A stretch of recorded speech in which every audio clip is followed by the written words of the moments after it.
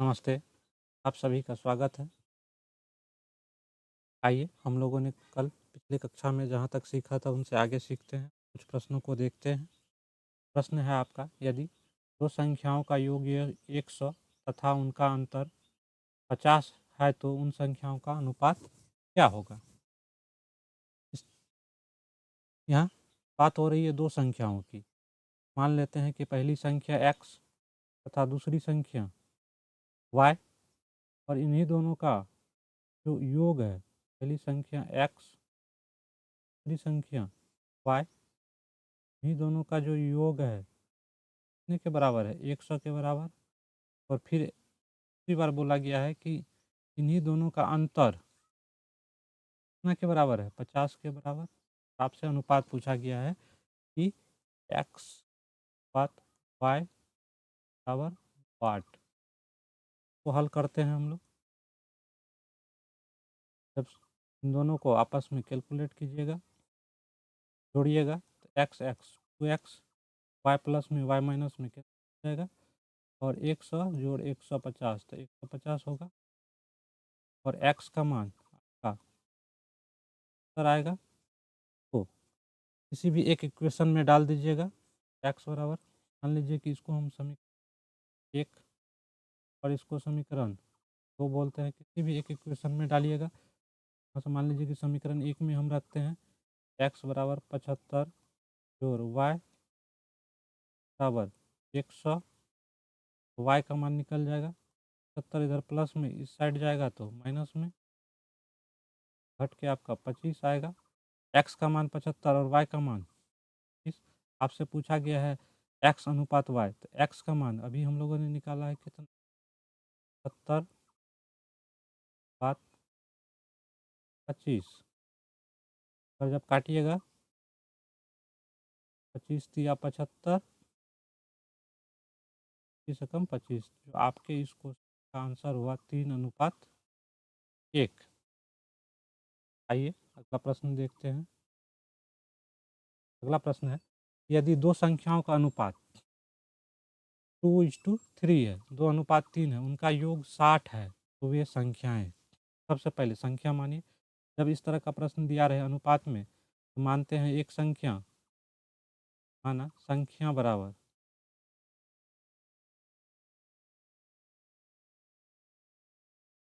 संख्या बराबर 2x, 3x। अब आइए प्रश्नानुसार क्या बोला गया है कि अकॉर्डिंग टू इन्हीं दोनों का योग, यही दो संख्याओं का योग, मतलब x प्लस 3x का योग मतलब जोड़ 60 है। जोड़िएगा तो 3 2 5 बराबर 60। 5 से जब कैंसिल कीजिएगा x बराबर 12। लेकिन हमारी संख्या क्या थी? क्या थी? तो हमने माना था 2x, 2 गुना 12 24। एक संख्या तो 24 निकली। दूसरी संख्या 3x, 3 गुना 12 सतिया 36। तब जो हमारी संख्या निकली 24 और 36। देखिए आप चेक भी कर सकते हैं, 24 और जब 36 को जोड़िएगा तो योग 60 आएगा। ये इस क्वेश्चन का आंसर हुआ।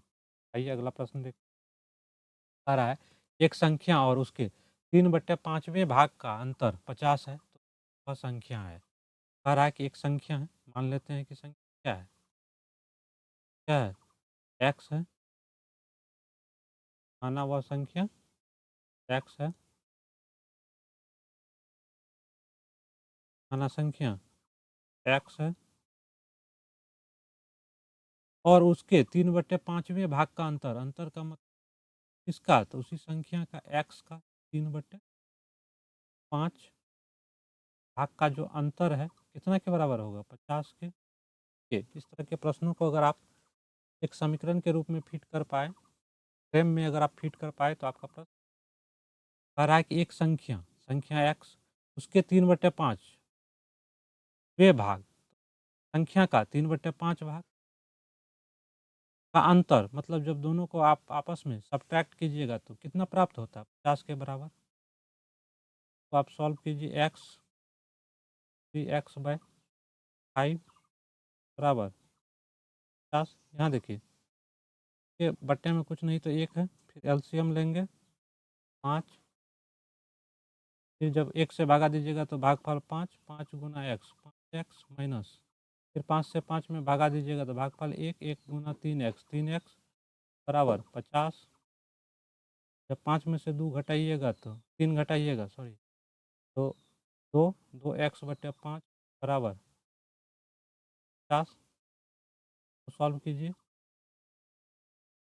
x बराबर 50, 5 उधर भागा में था तो इधर आएगा तो गुना, 2 गुना में था तो 2 भागा में 2 30 आपका ऊपर नीचे हर में कुछ नहीं बचा, ऊपर बना 25 गुना 5 125।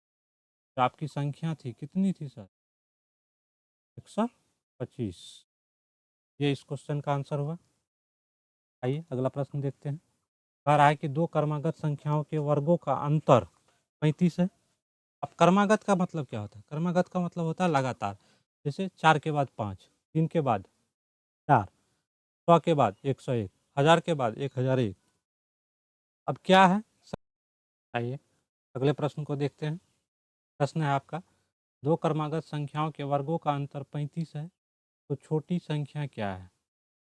देखिए इस तरह के प्रश्नों को हल करने के लिए माना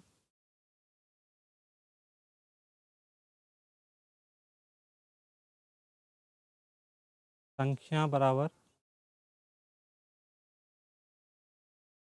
एक संख्या तो हो जाएगी x और दूसरी संख्या x+1। क्रमागत है तब लगातार, जैसे 1 के बाद 2, 2 के बाद 3, 3 के बाद 4, 3 4 क्रमागत हो गया, 4 5 क्रमागत हो गया, जैसे 100 101 क्रमागत हो गया।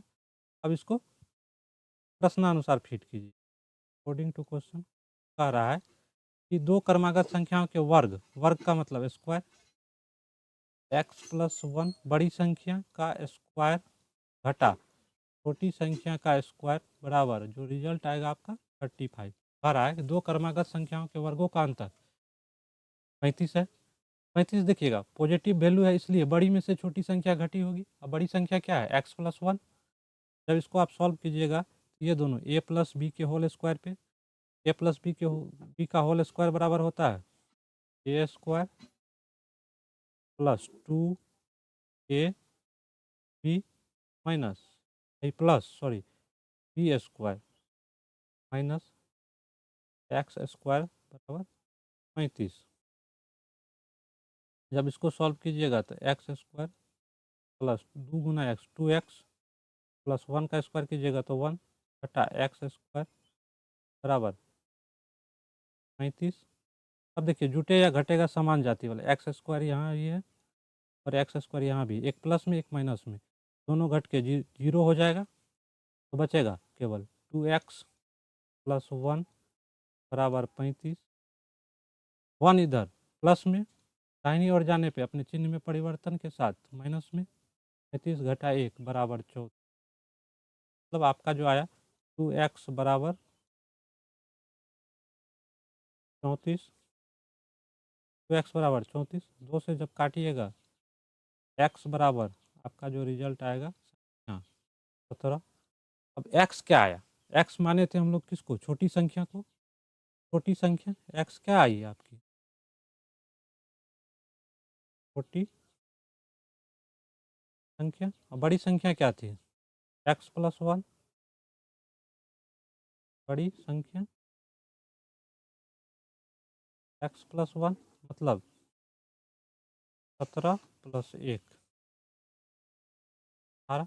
छोटी संख्या 17 और बड़ी संख्या 18। आइए आज के अंक का आखिरी प्रश्न देखते हैं, अंतिम। कह रहा है कि दो संख्याओं का अंतर 6 तथा इनके वर्गों का अंतर 252 है।